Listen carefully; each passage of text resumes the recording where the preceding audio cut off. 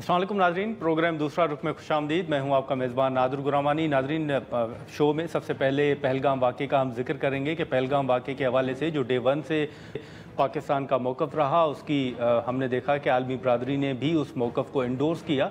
अब भारत के अंदर ही भारत की जो क़यादत है, जो हुकूमत है, उसके ऊपर बड़ी तनकीद जो है वो खुलकर सामने आ रही है और ये वाज़े तौर पर कहा जा रहा है कि पहलगाम वाक़े में मुलव्वस जो दहशतगर्द हैं उनकी शनाख्त होने से कबल ही जो पाकिस्तान के ऊपर एक झूठा इल्ज़ाम आयद किया गया, उसकी वो बिला वजह था और उससे परहेज़ करना चाहिए था। और यही वजह है कि अब भारत के अंदर से हमने देखा है कि जो साबिक वज़रा हैं वो भी हुकूमत के ऊपर तनकीद कर रहे हैं और ये भी सवाल उठा रहे हैं कि अभी तक दहशतगर्दों की शनाख्त नहीं हुई, तो शनाख्त होने से पहले ही पाकिस्तान के ऊपर इल्ज़ाम कैसे आयद किया गया। सेनेटर शेरी रहमान का बयान भी सामने है कि उस शनाख्त को छुपाया जा रहा है, क्योंकि ये सबको पता है कि उसमें पाकिस्तान नहीं बल्कि उस पहलगाम वाक़े की मनसूबाबंदी भी भारत के अंदर ही हुई और उसमें भारत के लोग जो हैं, जो दहशतगर्द हैं, वो खुद मुलविस हैं। इसी वजह से जो शनाख्त है उसको अभी तक छुपाया जा रहा है।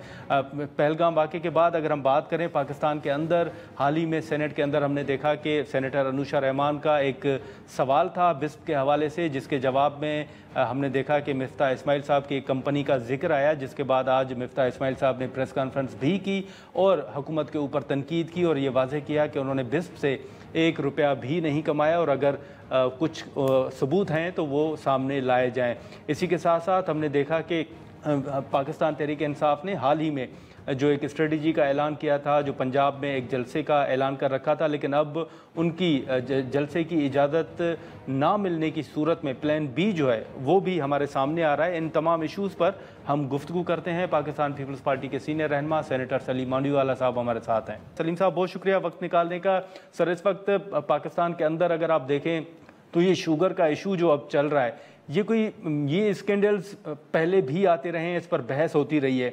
मैं सिर्फ इब्तिदा में आपसे ये पूछूंगा कि इस वक्त जो कहा जा रहा है कि हाल ही में शुगर एक्सपोर्ट की गई, अब उसको इंपोर्ट किया जा रहा है, ये आपकी नज़र में किसको फ़ायदा होगा, या आप समझते हैं कि वाकई जो एक तासुर दिया जा रहा है कि हुकूमती जो वज़रा हैं या हुकूमत में वही लोग बैठे हैं जो इससे मुनाफा जो है वो कमा सकते हैं?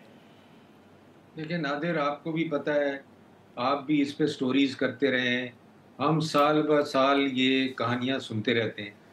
अब मसले देखें, दुनिया में कमोडिटीज़ जो है ना वो अब डीरेगुलेटेड हैं। हर जगह आपको अगर शुगर मंगानी है, शुगर एक्सपोर्ट करनी है, वीट मंगानी है, वीट एक्सपोर्ट करनी है, तो इस पे कोई बार नहीं है।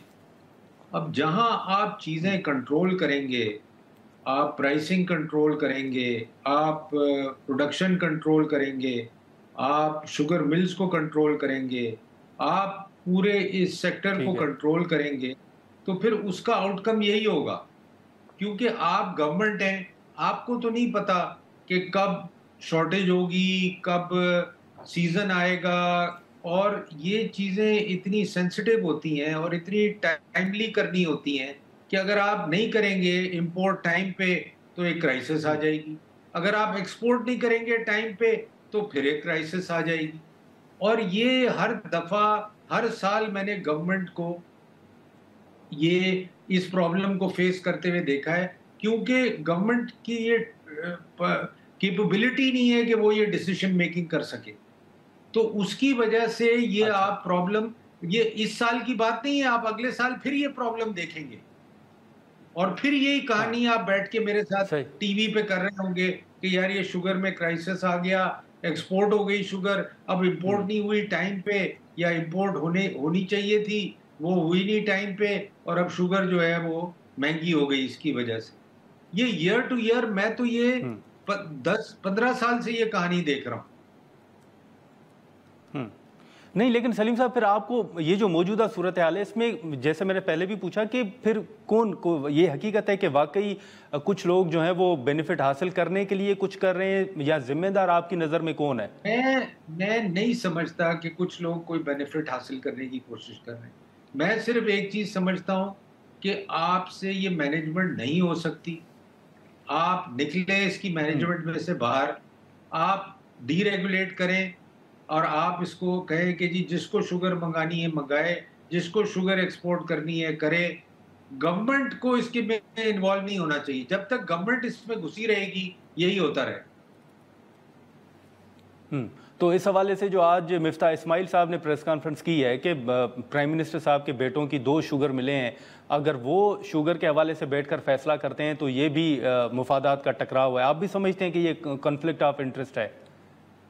देखिए, वो बैठ के कोई फैसला नहीं करते। एक तो ये है, शुगर मिल एसोसिएशंस हैं, हाँ। और एसोसिएशंस आके गवर्नमेंट से बात करती हैं, और गवर्नमेंट फिर उनके साथ नेगोशिएट करती है, और फिर ये मैटर डिसाइड होता है। कोई एक इंडिविजुअल शुगर मिल आके, किसी की भी हो, वो आके कोई गवर्नमेंट से बात नहीं करती। ये एसोसिएशन लेवल पे बात होती है, और वो आके उनसे फैक्ट्स एंड फिगर्स डिस्कस करते हैं गवर्नमेंट से, और फिर ये चीज फाइनल होती है।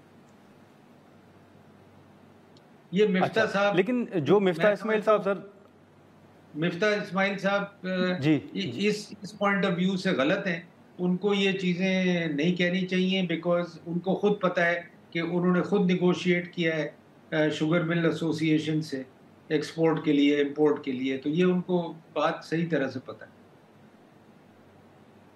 लेकिन वो जो ये पॉइंट रेज कर रहे हैं सर कि जो कॉन्फ्लिक्ट इंटरेस्ट के हवाले से बात कर रहे हैं कि इसाक डार साहब जो हैं वो शुगर जो एडवाइजरी बोर्ड है उसमें वो मौजूद हैं, और वो डिप्टी प्राइम मिनिस्टर भी हैं, फॉरेन मिनिस्टर भी हैं। इससे पहले कभी ऐसा नहीं हुआ कि फॉरेन मिनिस्टर जो है वो किसी का रुकन हो या चेयरमैन हो। देखें, मैं आपको ये बताऊं कि कोई ना कोई मिनिस्टर तो होगा, कोई ना कोई गवर्नमेंट का नॉमिनी तो होगा बोर्ड में, या उसको उसको उनसे डील करने में। तो अगर डार साहब हैं, तो डार साहब गवर्नमेंट के नॉमिनी हैं, चाहे वो फॉरेन मिनिस्टर हो, चाहे वो फाइनेंस मिनिस्टर हो, चाहे वो डिप्टी पीएम हो, चाहे वो कुछ कॉमर्स मिनिस्टर हो, वो दैट डज नॉट मैटर। जैसे पार्लियामेंट में आपने देखा होगा कि पार्लियामेंट्री मिनिस्टर हर मिनिस्टर के लिए जवाब दे रहा होता है, और कई मिनिस्टीरियल जी। कमिटीज में डिफरेंट मिनिस्टर्स बैठे होते हैं, डिफरेंट नॉमिनी, डिफरेंट मिनिस्टर्स को नॉमिनेट किया जाता है। ये कहना कि जी डार साहब उसमें क्यों है, ये मैं समझता हूँ अगेन ये मुझे नहीं, इसमें कोई कॉन्फ्लिक्ट नजर नहीं होता। डार साहब नहीं होते तो फाइनेंस मिनिस्टर होते, फाइनेंस मिनिस्टर नहीं होते तो कॉमर्स मिनिस्टर होते, कोई ना कोई तो होता। बिल्कुल। लेकिन सर हाल ही में आपके इल्म में है कि जो बिज़नेस कम्युनिटी है उन्होंने आर्मी चीफ साहब के साथ मुलाकात की थी, फिर उन्होंने सियासतदानों के ऊपर तनकीद की। एक बयान मेरी नज़र से गुजरा जिसमें उन्होंने कहा कि आर्मी चीफ साहब ने हमारे पॉइंट्स नोट किए, और मीटिंग जो 1 घंटा होनी थी वो तकरीबन 3.5 घंटे तक चली। साथ में फिर उन्होंने कहा कि अब सियासतदानों को भी सबक जो है वो सीखना चाहिए, कुछ आगे सीखना चाहिए। तो ये बिज़नेस कम्युनिटी का अदम एतमाद नहीं है सर हुकूमत के ऊपर कि वो हुकूमत से मुतमईन नज़र नहीं आते, आर्मी चीफ साहब के साथ मुलाकात करते हैं? देखिए, मैं ये समझता हूँ कि जब भी किसी की कहीं सुनवाई नहीं होगी और रेजोल्यूशन नहीं निकलेगा, हाँ। वो ये पहली दफा तो आर्मी चीफ के पास बिजनेस कम्युनिटी नहीं गई। ये भी मैं 10 साल से देख रहा हूँ हाँ। कि हमेशा बिजनेस कम्युनिटी जो है वो आर्मी चीफ को मिलती है, उनको अपने कंसर्न्स बताती है। तो ये बेसिकली वो गए हैं कि जी हमारी सुनवाई नहीं हो रही। हमने बजट में भी बड़े प्रपोजल्स दिए, हमने गवर्नमेंट से भी काफ़ी बातचीत की, हमारी कोई बात सुन नहीं रहा, हमारी कोई रिजल्ट्स निकल नहीं रहे, तो हम आपके पास आए हैं कि आप हमारी हेल्प करें। तो मैं समझता हूँ इन चीज़ों को नेगेटिव नहीं लेना चाहिए। और अगर आर्मी चीफ ने ये बिल्कुल। बात कही, मुझे नहीं पता ये कही है कि नहीं कही, तो नहीं सर, ये मैं बिजनेसमैन समझता हूँ कुछ ताजिरों ने सर ये बात की हाँ, है सलीम साहब। बिजनेसमैन तो कह सकते हैं, मतलब वो they can say anything regarding that. But जहां तक मुझे अपनी कमेटी का पता है कि अभी भी 2 हफ्ते पहले भी जी। मैंने बिजनेस कम्युनिटी को बुलाया, उनके इश्यूज एड्रेस किए, गवर्नमेंट भी आई, मिनिस्टर भी आया, एफबीआर भी आया, सारे मिनिस्ट्री ऑफ फाइनेंस भी आई, और हमने उनके इश्यूज एड्रेस किए। और मैंने उनको अश्योर किया कि अगर कोई आपको प्रॉब्लम आती है तो you can always come back and हम आपकी प्रॉब्लम रिजॉल्व करेंगे।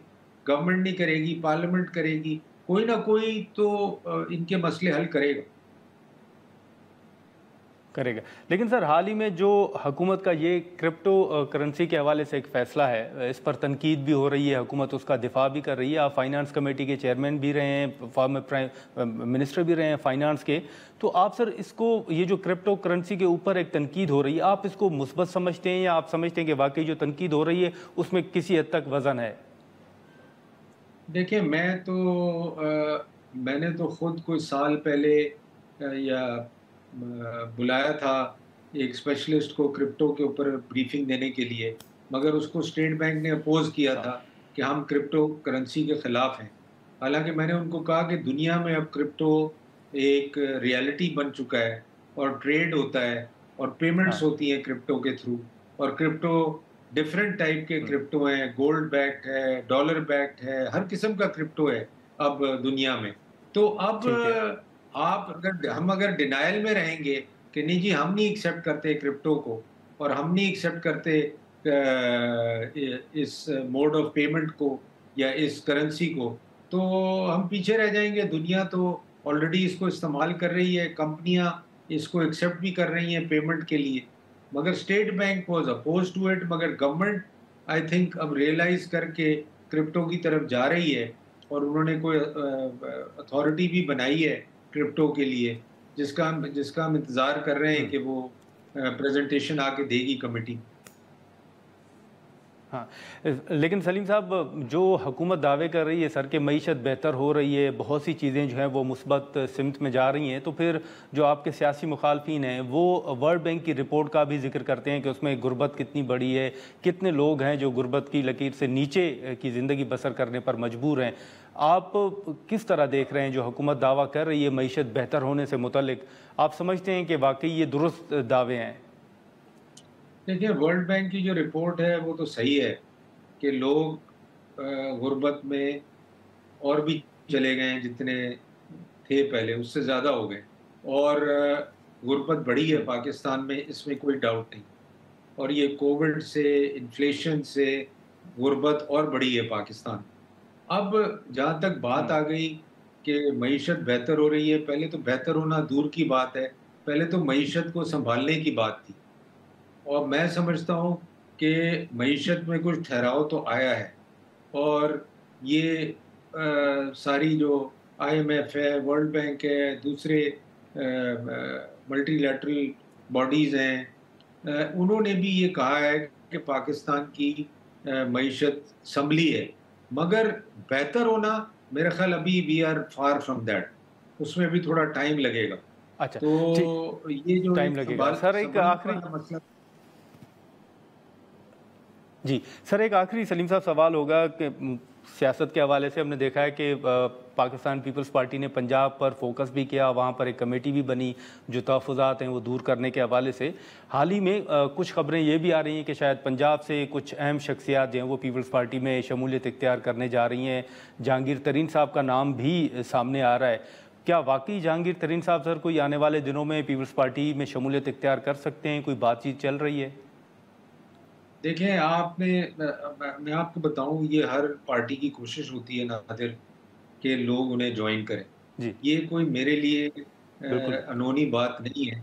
कई लोग ने पीपल्स पार्टी को ज्वाइन किया। अभी आपने देखा होगा AJK में एक बड़ा ब्रेक थ्रू हुआ, और जो ex-PM था AJK का, उसने पीपल्स पार्टी को ज्वाइन किया। जी।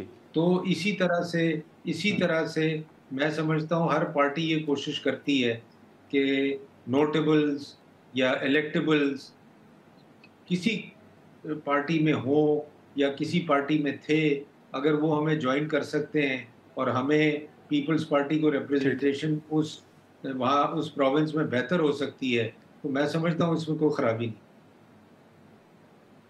चल ठीक है सलीम साहब, बहुत शुक्रिया सर वक्त निकालने का। नाज़रीन, सेनेटर सलीम मांडीवाला साहब की गुफ्तगू आपने सुनी, जो इस वक्त शुगर के हवाले से यहाँ मिफ्ता इस्माइल साहब ने जो प्रेस कॉन्फ्रेंस की और साथ ही साथ जो ये कहा जा रहा है कि पंजाब से कुछ अहम शख्सियात पीपल्स पार्टी में शमूलियत इख्तियार करने जा रही हैं, उस हवाले से हमने गुफ्तगू की। यहाँ पर एक मुख्तसर सा ब्रेक लेते हैं और ब्रेक के बाद पाकिस्तान तहरीक इंसाफ के हवाले से जो स्ट्रेटजी की बात हो रही है और प्लान B की बात हो रही है, उस पर गुफ्तगू करते हैं।